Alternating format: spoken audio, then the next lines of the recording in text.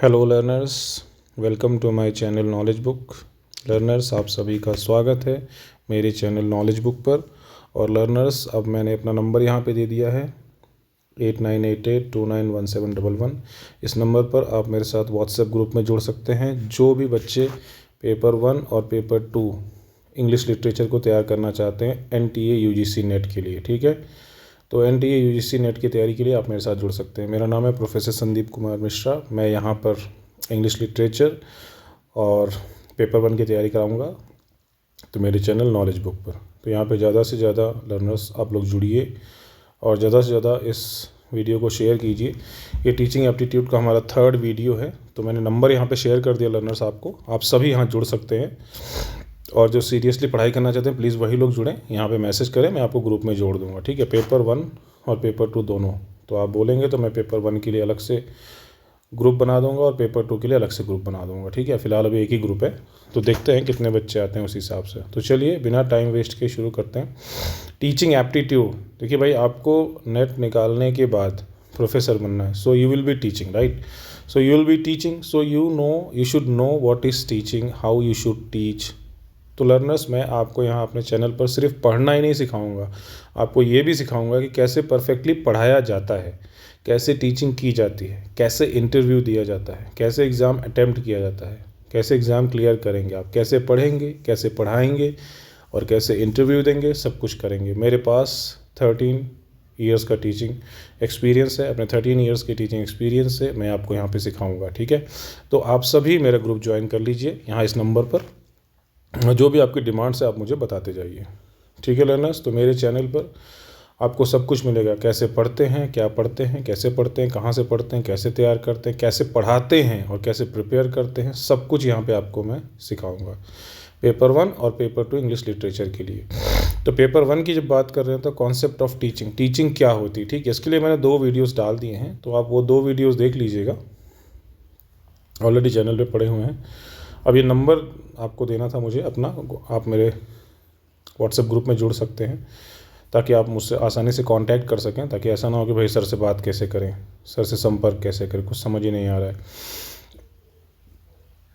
तो objectives of teaching तक मैंने पढ़ा दिया था पिछले वीडियो में, ये हमारा 3rd वीडियो होने वाला है शायद, ठीक है। हाँ, ये 3rd वीडियो ही है। तो ब्लूम्स टैक्सोनॉमी पढ़ने वाले हम, ठीक है। तो हम स्टार्ट करेंगे ब्लूम्स टैक्सोनॉमी से। चलिए बिना टाइम वेस्ट के शुरू करते हैं ब्लूम्स टैक्सोनॉमी। अब ब्लूम्स टैक्सोनॉमी में है क्या एक्चुअली, ये एजुकेशनल ऑब्जेक्टिव्स की बात करते हैं। किसकी बात करते हैं, तो ब्लूम्स टैक्सोनॉमी में एजुकेशनल ऑब्जेक्टिव्स की बात करते हैं, मतलब कि शिक्षा का क्या उद्देश्य है। भाई आप एजुकेशन ले रहे हो, उसका क्या उद्देश्य, उसका ऑब्जेक्टिव क्या है, क्यों आप शिक्षा ले रहे हो। तो उस हिसाब से हम, इन्होंने कुछ मतलब प्रेजेंटेशन अपना दिया है, उस हिसाब से हम देखते हैं कि भाई शिक्षा हम क्यों दे रहे हैं, उस हिसाब से क्या डेवलपमेंट होगा लर्नर में, क्या चेंजेस आएंगे। तो ब्लूम्स टैक्सोनॉमी, इसमें कई लोग हैं, ब्लूम, एंगलहर्ट, फर्स्ट, क्रैथवॉल, 1956, यहाँ पे इन सभी लोगों ने मिलकर कुछ ऑब्जेक्टिव्स प्रेजेंट किए हैं, और ये एक बहुत ही रिकग्नाइज्ड लर्निंग थ्योरी है फील्ड ऑफ एजुकेशन में। So keep in mind learner that Bloom's taxonomy is talking about the educational objectives, कि भाई एजुकेशन के ऑब्जेक्टिव क्या है, आप शिक्षा ले रहे हैं तो आप शिक्षा क्यों ले रहे हैं, उससे क्या क्या फ़ायदा होने वाला है, कैसे आपका डेवलपमेंट होगा, ये सारी चीज़ें हम ब्लूम्स टैक्सोनॉमी में डिस्कस करते हैं, ठीक है। तो कोई भी डाउट हो, कोई भी दिक्कत हो, आप कमेंट बॉक्स में मुझे बता सकते हैं कमेंट करके। तो educator often use Bloom's taxonomy to create learning outcomes. भाई आप लर्निंग कर रहे हैं तो क्या आउटकम होना चाहिए, भाई लर्निंग का क्या आउटकम होना चाहिए, लर्निंग करने के बाद क्या आपके अंदर चेंजेस आने चाहिए, इसको हम देखते हैं, नो। तो that target not only subject matter but also the depth of learning they want students to achieve. So what is the depth of learning they want the student to achieve, they are targeting these things also, that learners should know at what level, at what depth learners should know, learners कितनी गहराई तक, कितना अच्छे से, कितना बढ़िया से इस कॉन्सेप्ट को समझेगा, उस चीज़ को भी देखते हैं, किस लेवल तक उसको नॉलेज देनी, ये सारी चीज़ें कहीं ना कहीं यहाँ पे इन्वॉल्व होती हैं।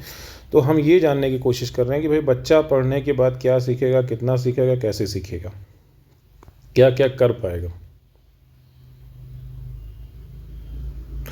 स्टूडेंट की प्रोग्रेस कैसी होगी इसको समझेंगे, जो वो कर पा रहा है तो कितना कर पा रहा है उसको असेस करेंगे, असेसमेंट करेंगे कि भाई स्टूडेंट कैसे प्रोग्रेस कर रहा है, कितना प्रोग्रेस कर रहा है, उसी हिसाब से हम चीज़ों को सेट करेंगे।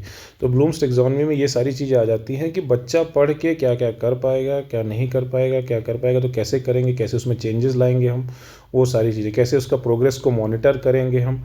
मतलब शिक्षा के जो उद्देश्य हैं यहाँ पर ये बात आ गई। शिक्षा का क्या उद्देश्य है? पर्सनैलिटी डेवलपमेंट, आपको एक अच्छा इंसान बनाना। भाई एज ए टीचर मेरे हिसाब से तो ये है कि आपको एक अच्छा इंसान बनाना। तो यहाँ पे ये लोग देख रहे हैं आपके अंदर, अच्छे इंसान के अंदर कुछ चेंजेस आएंगे। भाई आप क्या कर पा रहे हो, क्या बोल पा रहे हो, सोचने समझने की शक्ति डेवलप करना, है ना, अच्छे डिसीजन, फिजिकल एक्टिविटीज़ करना, सब कुछ करने की शक्ति आपके अंदर डेवलप होगी। ठीक है, तो ये सारी चीज़ें आपके अंदर आती हैं। ओके, अब हम लोग जो है आगे देखते हैं क्या है। अब हमारे पास आ रहा है ब्लूम्स टैक्सोनॉमी। ब्लूम्स टैक्सोनॉमी में हमने क्या पाया, इसमें है क्या? इसमें क्या है कि Bloom's taxonomy is a set of 3 hierarchical models. यहाँ पे 3 हायरार्किकल मॉडल्स होंगे। ठीक है, 3 हायरार्किकल मॉडल्स होंगे which is use for classification of educational learning objectives. यहाँ पे 3 आपको एक तरह से मॉडल्स दिए गए हैं जहाँ पे जो एजुकेशनल लर्निंग ऑब्जेक्टिव्स हैं, भाई जो आप पढ़ रहे हो, लिख रहे हो, उसका क्या उद्देश्य है, उसको यहाँ पे क्लासिफाई किया गया।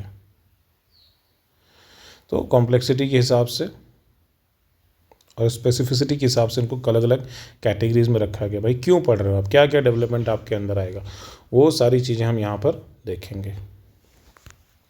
ठीक है, तो यहाँ पे जो 3 लिस्ट होती हैं वो क्या कवर करती हैं? कॉग्निटिव, अफेक्टिव और साइकोमोटर, ये 3 होती हैं, कॉग्निटिव, अफेक्टिव और साइकोमोटर।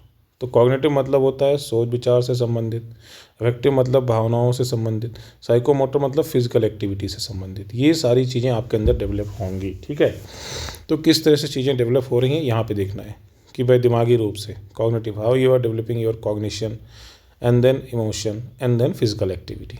तो कॉग्निटिव, अफेक्टिव और साइकोमोटर डोमेन्स, ये 3 डोमेन्स हैं ब्लूम्स टैक्सोनॉमी में। इसी के अंतर्गत आपका सारा डेवलपमेंट होता है। ठीक है, इसी के अंतर्गत हमारा सारा डेवलपमेंट होता है। शिक्षा के सारे उद्देश्य इसी के अंतर्गत आते हैं। अब जैसे कॉग्निटिव की बात करें तो the cognitive domain list has been the primary focus of most traditional education. तो मेनली बौद्धिक विकास की बात होती है, कॉग्निटिव, सोच विचार बुद्धि, इसी से मेन फोकस यही होता है। इसी के बेसिस पे हम जो है करिकुलम क्या होगा वो देखेंगे, ऑब्जेक्टिव्स क्या होंगे, असेसमेंट कैसे होंगे, एक्टिविटीज़ कैसे होंगी, ये सारी चीज़ें ज़्यादातर कॉग्निटिव डोमेन के हिसाब से ही सेट की जाती हैं। ठीक है, तो कॉग्निटिव डोमेन के हिसाब से हम objectives, assessment, activities, curriculum, learning, ये सारी चीज़ें हम कॉग्निटिव डोमेन के हिसाब से ही सेट करते हैं कि भाई बुद्धिक, पहले तो बुद्धि है ना, बौद्धिक विकास, आपका बौद्धिक विकास होना चाहिए। भाई शिक्षा का मेन ऑब्जेक्टिव तो ये आपकी बुद्धि का विकास हो, आपकी बुद्धि डेवलप हो। ठीक है, बोलते हैं ना भाई पढ़ो लिखो तभी तो बुद्धि आएगी, इसको तो बुद्धि नहीं, पढ़ा लिखा है ही नहीं। तो बुद्धि आपकी बुद्धि से संबंधित है मेन यहाँ पर। ठीक है, अब आते हैं और डिटेल में। इसमें 3 चीज़ें पहले बता दिया आपको, कॉग्निटिव, अफेक्टिव और साइकोमोटर, ये तीनों याद रखिएगा, कॉग्निटिव, अफेक्टिव और साइकोमोटर। तो डिफरेंट लेवल्स ऑफ लर्निंग होती है, डिफरेंट स्टेजेस होती हैं उसमें। चलिए उसको देखते हैं डिटेल में। तो ये पिक्चर आपको बहुत अच्छे से समझाएगी क्या क्या किस में हो रहा है। अब जैसे कॉग्निटिव की बात कर रहे हैं, मतलब दिमाग से रिलेटेड है, तो सबसे पहले थोड़ी सी आप मतलब किसी चीज़ की नॉलेज लेते हैं, फिर और थोड़ा डीप में जाते हैं, फिर अप्लाई करते हैं, फिर एनालाइज करते हैं, फिर सिंथेसाइज करते हैं, फिर इवैल्यूएट करते हैं। तो इस तरह से आपका डेवलपमेंट होता है लर्नर्स, ये देखिए आप। ठीक है, इस तरह से आपका डेवलपमेंट होता है। तो कॉग्निटिव को इन लेवल्स में डिवाइड किया गया है, knowledge, comprehension, application, analysis, synthesis, evaluation. तो ये सारे के सारे आपके कॉग्निटिव डोमेन में आते हैं। ये लेवल्स है, इस तरह से आप धीरे धीरे सीखते हो और परफेक्शन की तरफ बढ़ते हो। जब अफेक्टिव की बात करते हैं, ठीक है, जब अफेक्टिव की बात करते हैं तो सबसे पहले क्या है, receiving, responding, valuing, organisation, characterisation by value set. तो इस तरह से आपका भावनात्मक डेवलपमेंट होता है। ठीक है, ये बौद्धिक हो गया, ये भावनात्मक हो गया, ये फिजिकल एक्टिविटी। साइकोमोटर मतलब फिजिकल एक्टिविटी से रिलेटेड। जैसे रिफ्लेक्स मूवमेंट, पहले बच्चा होता है छोटा सा, पहले सिर्फ हाथ पैर हिला के ही काम करता है, फिर बेसिक फंडामेंटल मूवमेंट होते हैं, फिर परसेप्चुअल है, फिजिकल एक्टिविटीज़ प्रॉपरली आती है, फिर स्किल मूवमेंट होता है, नॉन डिस्कर्सिव कम्युनिकेशन हो जाता है। ठीक है, तो इस तरह से ये डेवलपमेंट होता है। तो यानी कि कॉग्निटिव डेवलपमेंट इन स्टेजेस के थ्रू होता है, अफेक्टिव डेवलपमेंट इन स्टेजेस के थ्रू होता है, और साइकोमोटर डेवलपमेंट इन स्टेजेस के थ्रू होता है। ये सारा आपको याद रखना बहुत इंपॉर्टेंट है लर्नर से, इसको भूलिएगा मत। एक एक स्टेप पूरा ही आपको याद होना चाहिए, किस में क्या होता है, पहले कौन सा आता है, बाद में कौन सा आता है। इसको पूरा अच्छे से याद कर लीजिएगा, इसको अच्छे से पूरा याद कर लीजिएगा। ठीक है, ओके लर्नर्स, तो ध्यान रखिएगा, ये बहुत इंपॉर्टेंट है। चलिए, इसका हो गया हमारा ये, और डिटेल में इसको थोड़ा सा समझते हैं। तो there is more than one type of learning, like a committee of colleges, led by Benjamin Bloom. So Benjamin Bloom, 1956, they identified 3 main domains of the educational activities. So जो भी हमारी एजुकेशनल एक्टिविटीज़ होती है, इसके main domain क्या है? 3 है, cognitive, affective और साइकोमोटर। तो कॉग्निटिव मतलब मेंटल स्किल, नॉलेज की बात होती है। ठीक है, कॉग्निटिव मतलब मेंटल स्किल, नॉलेज की बात हो रही है। तो ये हमारे एजुकेशनल ऑब्जेक्ट, शिक्षा क्यों ले रहे हो आप? बौद्धिक विकास, शारीरिक विकास, भावनात्मक विकास, सारे विकास होने चाहिए आपके। तो कॉग्निटिव मतलब मेंटल स्किल डेवलप होनी चाहिए, अफेक्टिव मतलब ग्रोथ इन फीलिंग और इमोशनल एरिया, एटीट्यूड, ये सारा। अफेक्टिव मतलब growth in feeling emotional area, ये सारे, एटीट्यूड, ये सब आपका इफेक्टिव डेवलपमेंट में आता है। कॉग्निटिव में दिमाग से रिलेटेड आता है। साइकोमोटर में मैनुअल और फिजिकल स्किल, जो आप फिजिकल एक्टिविटीज़ करते हैं वो सारी आपकी साइकोमोटर डोमेन में आती है। तो इस तरह से देखिए हमारा डेवलपमेंट होता है, ब्लूम्स टैक्सोनॉमी ने यही कहा है। तो बेंजामिन ब्लूम ने इस तरह से ये एजुकेशनल ऑब्जेक्टिव्स 3 कैटेगरी में क्वालिफाई किए हैं। ठीक है, डिवाइड किए हैं, कॉग्निटिव, अफेक्टिव और साइकोमोटर। ठीक है, आई होप ये सबको क्लियर होगा लर्नर्स। अगर कोई दिक्कत आ रही है कहीं तो प्लीज़ कमेंट करके बताइएगा, मैं आपको और डिटेल में समझाने की कोशिश करूँगा। ठीक है, ये क्लियर है हमारा। अब आते हैं लेवल्स ऑफ टीचिंग। टीचिंग के क्या क्या लेवल्स होते हैं? जब हम टीचिंग के लेवल्स की बात करते हैं तो सबसे जो फर्स्ट लेवल आता है वो है मेमोरी लेवल, मतलब बस रटो चीज़ों को। ठीक है, क्रैमिंग करते हैं, चीज़ों को रटते जाओ। फैक्ट्स, इन्फॉर्मेशन यहाँ पे आपको दी जाती हैं। ठीक है, ए फॉर एप्पल, जैसे बच्चों को सिखाते रट लो, उसको ज़्यादा समझाना नहीं है, बस ए फॉर एप्पल होता है, रट लो तुम, बाद में धीरे धीरे समझते हैं, हाँ ये ऐसे ऐसे होता है, ऐसी ऐसी चीज़ें होती हैं। तो मतलब रटना है यहाँ पर, मेमोरी लेवल। सो मैकडूगल ने यहाँ पे कहा है कि मेमोरी मेन चीज़ होती है, और इसी हिसाब से मेमोरी के हिसाब से थोड़ा सा इमेजिनेशन भी डेवलप होता है बच्चे के अंदर। क्या एक्सपीरियंस किया उसने, हाँ भाई ये एप्पल, उसको एप्पल दिखा दिया, हाँ भाई ये एप्पल, तो पहचान लिया, हाँ भाई ये एप्पल होता है। उसको नई चीज़ दिखाएंगे तो उसको नहीं पता लगेगा, उसको दिखाएंगे हाँ भाई ये आम होता है तो पहचानेगा आम होता है। तो धीरे धीरे ये पुराने एक्सपीरियंसेस से नए एक्सपीरियंसेस को मैच करता है। जैसे आप उसे एक बार बना के कागज़ में दिखा देंगे, हाँ भाई ये देखो ये क्या है, उसने अगर पहले एप्पल देखा होगा तो पहचान जाएगा हाँ ये एप्पल है, नहीं देखा होगा तो नहीं पहचानेगा। तो मेमोरी लेवल में सिर्फ चीज़ों को रटते हैं, दिमाग में बिठाते हैं, बहुत बेसिक लेवल। छोटे छोटे बच्चों को देखिए मेमोरी लेवल पर आप चलती हैं चीज़ें, अगर आप देखेंगे तो ये बड़ों के लिए भी लागू है। लेकिन मतलब जब मेमोरी लेवल की टीचिंग होती है तो चीज़ों को ज़्यादा ज़्यादा रटना है, क्रैमिंग करनी है। ठीक है, इन्फॉर्मेशन को आपके दिमाग में ठूसा जाता है, भरा जाता है, आप ये कह सकते हैं। ज़्यादा आप दिमाग नहीं लगाते, टीचर सारा रोल प्ले करता है, इसको ऐसे ऐसे करो, ऐसे ऐसे करो, ऐसे करो, ऐसे मत करो। टीचर यहाँ पे मेजर रोल प्ले करता है।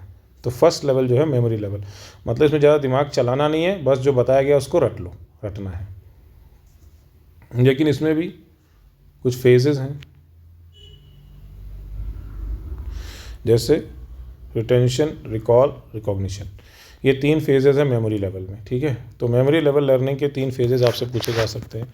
अब देखिए इसी में से क्वेश्चन बनेंगे, आपको परेशान नहीं होना, इसी में से क्वेश्चन बनते हैं। What are the 3 phases of memory level of learning? तो रिटेंशन, रिकॉल, रिकॉग्निशन, ये हमारे 3 फेजेस हैं। थिंकिंग नहीं होती यहाँ पे, तो मेमोरी लेवल में क्या होता है? थिंकिंग नहीं होती। Thinking does not play any role. तो मेमोरी लेवल में थिंकिंग नहीं होती, बस जो बता दिया रट लो, ऐसे ही है। इसमें इंसाइट नहीं होती, सोच, विचार, बुद्धि, कुछ नहीं होता। टीचर का रोल प्राइमरी होता है, टीचर ने बता दिया हाँ भाई इसका मतलब ये होता है, ऐसे बस बैठा लो दिमाग में, हाँ भाई ए फॉर एप्पल होता है, बस क्यों होता है, कैसे, कोई मतलब नहीं है उससे। मतलब कहने का मतलब जो टीचर बोल दे रहा है उसको रट लीजिए आप, पढ़ लीजिए आप, दिमाग में बिठा लीजिए। सोचना नहीं है क्यों है, कहाँ से है, कैसे, कुछ नहीं सोचना है। Thinking does not play any role. तो मेमोरी लेवल में थिंकिंग बिल्कुल भी नहीं होती। आपसे पूछ सकते हैं भाई किस लेवल में थिंकिंग नहीं होती है, ठीक है। किस लेवल में, यहाँ पे पास्ट के बेस पर रिकॉग्निशन हो रहा है आपका। क्रैमिंग किस लेवल में होती है, चीज़ों को रटा किस लेवल पे जाता है, तो वो है हमारा मेमोरी लेवल, ठीक है।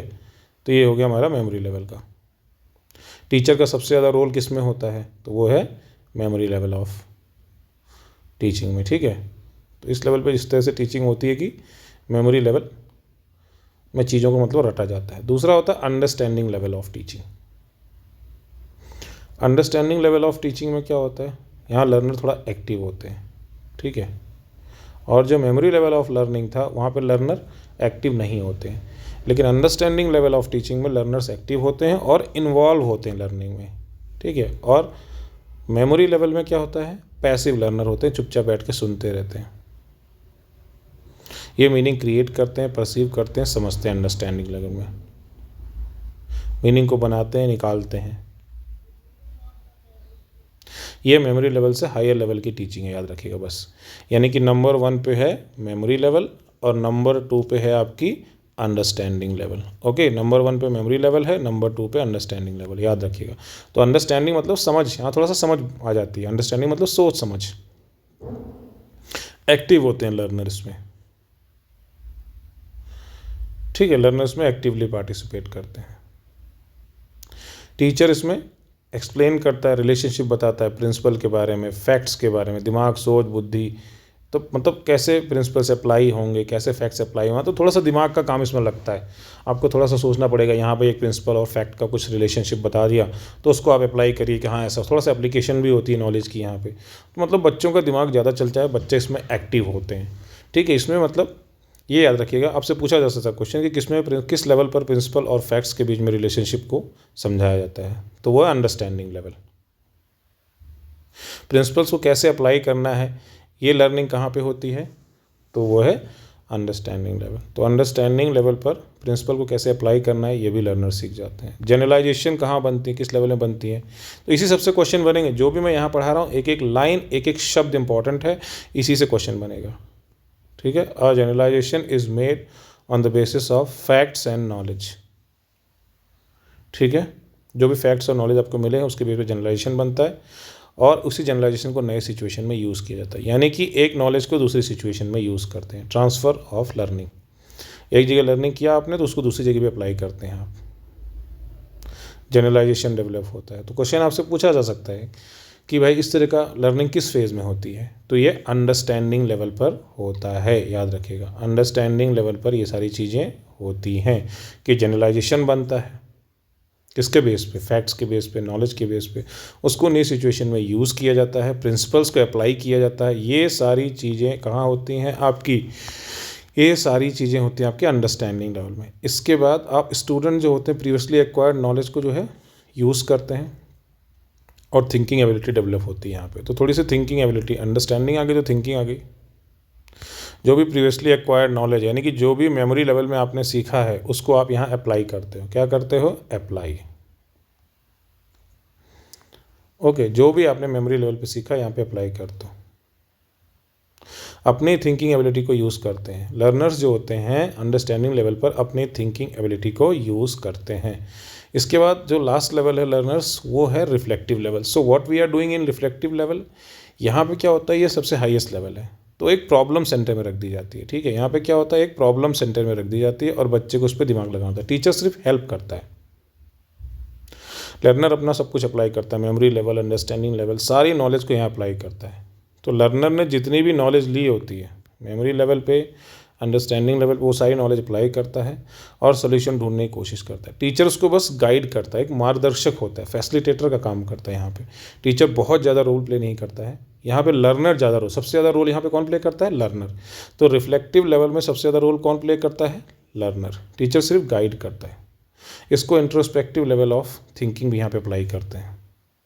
यहाँ पे प्रॉब्लम को चारों दिशा से, हर तरह से सोच विचार से उसको सोचा जाता है, समझा जाता है, उसका हल निकाला जाता है, ठीक है। यहाँ पे पुरानी जितनी भी नॉलेज होती है वो सारी अप्लाई की जाती है रिफ्लेक्टिव लेवल में। यहाँ पे प्रॉब्लम को आइडेंटिफाई करने पे जोर दिया जाता है, उसका सॉल्यूशन निकालने पे जोर दिया जाता है, कैसे निकलेगा, कहाँ से निकलेगा, क्रिएटिविटी को डेवलप होती है। और इसी लेवल पर लर्नर जो है सोचते हैं, बहुत सारे आइडियाज़ अपने लगाते हैं। तो यहाँ पे कह सकते हो कि रिफ्लेक्टिव लेवल में स्टूडेंट्स की क्रिएटिविटी डेवलप होती है। जो क्रिएटिव एबिलिटी होती है वो किस लेवल में डेवलप होती है, तो वो रिफ्लेक्टिव लेवल में होती है। याद रखिएगा, रिफ्लेक्टिव लेवल में। So the creativity of students is develop where creativity of students develops in the reflective level of teaching. So in the reflective level of teaching creativity of student is developed. ये question आपसे पूछा जा सकता है कि student के अंदर creative ability किस लेवल में डेवलप होती है, तो वो है रिफ्लेक्टिव लेवल ऑफ टीचिंग। यहाँ पर लर्नर बहुत ज़्यादा एक्टिवली इन्वॉल्व होते हैं लर्निंग और इमेजिनेशन प्रोसेस में। So keep in mind that students are highly actively involved in the learning and imagination process in the reflective level of teaching. Actively involved. So students are very very actively involved. तो ये 3 levels of teaching हमने discuss कर लिए हैं learners, ठीक है। और एक और पॉइंट बचा हमारे पास यहाँ पे अभी इसका, students use their critical ability. So at what level students use their critical ability? It is the reflective level. Or this ability is only, or this kind of learning only can be done when they have gone through the memory and understanding level of teaching. If learner has gone through the memory level of teaching and understanding level of teaching, only then here he can perform. और ये level तभी होता है जब learner जो होते हैं दोनों लेवल से होके आए होते हैं, मेमोरी लेवल और अंडरस्टैंडिंग लेवल से होके आए होते हैं, तभी आपका रिफ्लेक्टिव लेवल काम करता है और क्रिटिकल एबिलिटी यहाँ पे डेवलप होती है। तो आपसे क्वेश्चन पूछ सकता है भाई क्रिटिकल एबिलिटी किस लेवल में डेवलप होती है, तो रिफ्लेक्टिव लेवल ऑफ टीचिंग में ही क्रिटिकल एबिलिटी डेवलप होती है। So at the reflective level of teaching students develop use their critical ability and students can get this only after going through the memory and understanding level of teaching. इसके बाद characteristics of teaching a learner, वो next video में आएगा। तो ये video आपको कैसा लगा कमेंट करके ज़रूर बताइएगा, और आपके जो भी सजेशंस हों, जो भी आपको हेल्प चाहिए, कोई भी आपकी रिक्वायरमेंट हो तो कमेंट करके बताइएगा। और मैंने आपको अपना नंबर दे ही दिया है, ठीक है। टीचिंग एप्टीट्यूड में आपको पढ़ा रहा हूँ यहाँ पर। पेपर 1 NTA UGC नेट के लिए हेल्पफुल है। मेरा नंबर यहाँ पे लिखा है 8988291711। यहाँ पे आप ज्वाइन कर सकते हैं मेरा व्हाट्सएप ग्रुप। और पेपर 1 और पेपर 2 इंग्लिश लिटरेचर, पेपर 2 का इंग्लिश लिटरेचर है, पेपर 1 तो सबके लिए कॉमन होता है। ये सारा आप मुझसे यहाँ पे पढ़ सकते हो। तो इस नंबर पर आप सभी जुड़िए मेरे साथ, और कोई भी आपकी रिक्वायरमेंट है तो वो बताइए। तो यहाँ पर मैं आपको TGT PGT net English literature की पूरी तैयारी कराऊंगा और नेट के पेपर 1 की भी तैयारी कराऊंगा। तो इस वीडियो को अगर आपको अच्छा लगे तो इस वीडियो को ज़्यादा से ज़्यादा शेयर कीजिए और मेरे साथ जुड़िए यहाँ पर। और कोई भी आपकी रिक्वायरमेंट है, कोई भी आपके डाउट्स हैं तो कमेंट करके आप मुझे बता सकते हैं। और आप मेरा व्हाट्सएप ग्रुप ज्वाइन कर लेंगे तो यहाँ पे इजीली हम लोग कम्युनिकेट कर सकते हैं। तो मैं आपको प्रॉपर पूरा गाइड करूँगा, क्या पढ़ना है, कहाँ से पढ़ना है, कैसे इंटरव्यू देना है, कैसे एग्ज़ाम देना है, कैसे एग्ज़ाम क्लियर करना है और कैसे पढ़ाना है। क्योंकि अल्टीमेटली आप सभी को टीचर बनना है, तो मैं आपको ये भी सिखाऊंगा कैसे पढ़ाया जाता है बेस्ट तरीके से, ठीक है। तो okay learners, I think it's enough for today's video. Will meet in the second video. Thank you very much.